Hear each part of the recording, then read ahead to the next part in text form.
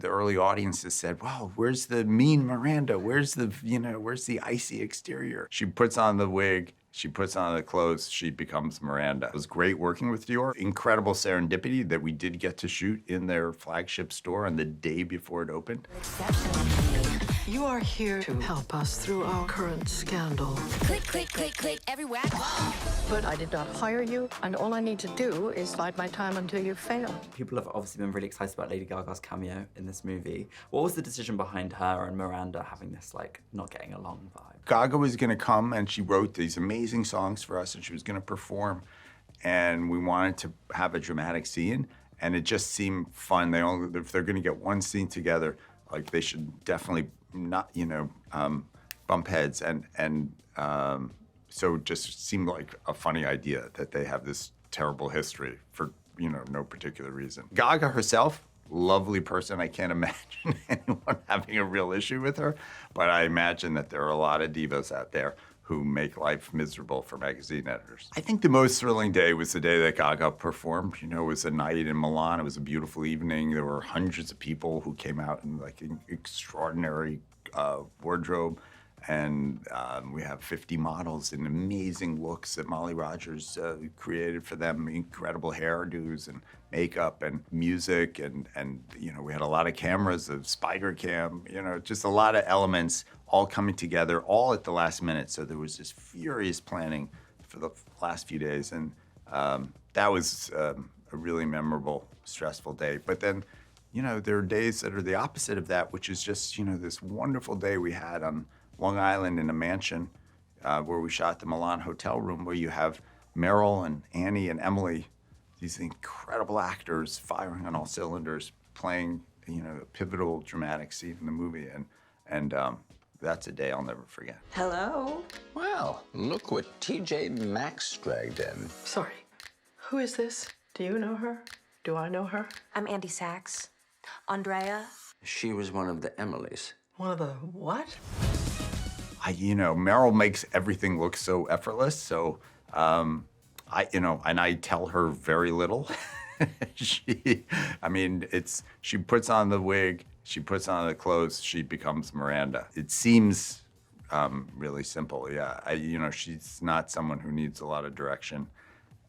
And it was just all about finding nuance and understanding, where the moments of vulnerability were, and she just has great instincts about all of that. And I know for the first film it took some time working out the right tone for Miranda.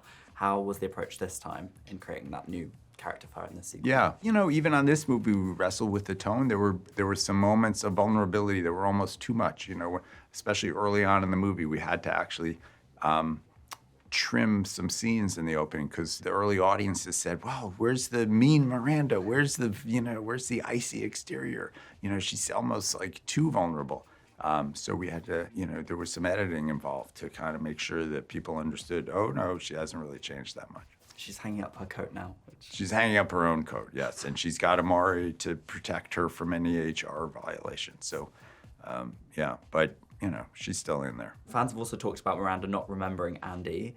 Do you think that's something that she actually doesn't remember Andy, or is that just part of the Miranda facade? I think it's a little the Miranda facade. I think it's, she's playing around, I think, with this idea. And I don't know what your experience is, but, first of all, she's had a million assistants over the years. So,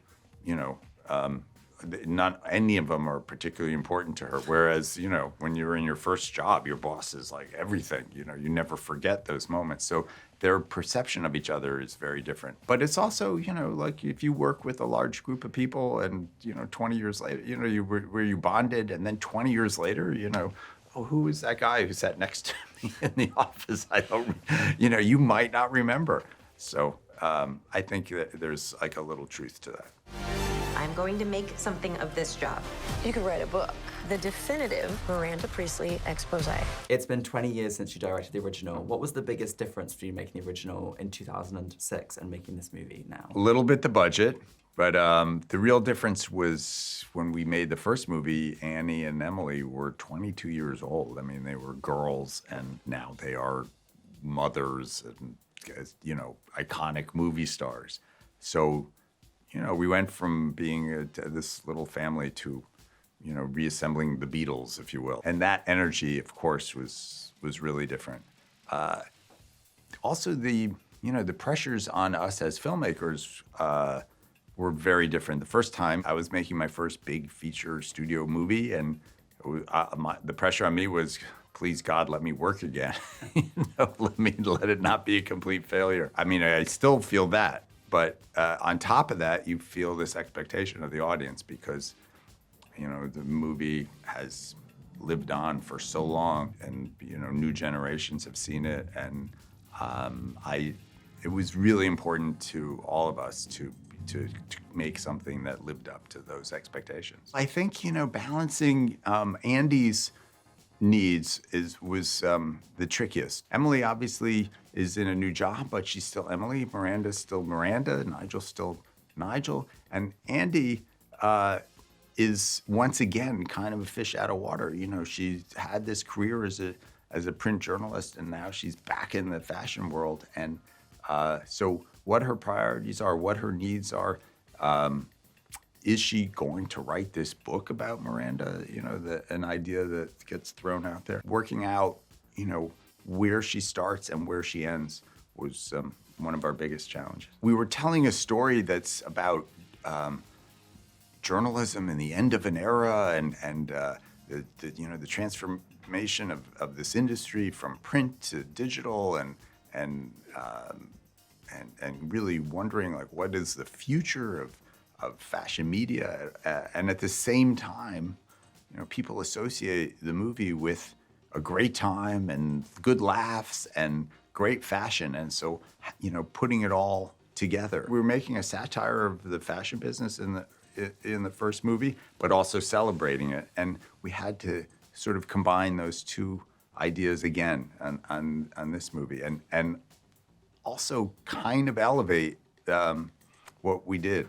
You couldn't just do the same. So I'd say the biggest challenge we faced was this movie has more of a narrative. It has a real plot. The first movie is pretty straightforward, and so telling a new story and finding new twists that that was hard to craft. The hardest part for me was elevating the fashion. I think there's an expectation to see spectacular clothes and memorable music, and the bar was set so high the first time, and you just were every day aware of have we measured up this time? Yeah, definitely. I mean, there were some iconic looks in there. I think so. I loved the whole Dior sequence too. Oh. How was it working with them and getting this part? Oh, it was, first of all, it was great working with Dior. It took us a while to convince them that we could share the screen happily. But incredible serendipity that we did get to shoot in their flagship store on the day before it opened, and then they were great, supplying us with clothes and inspiring looks.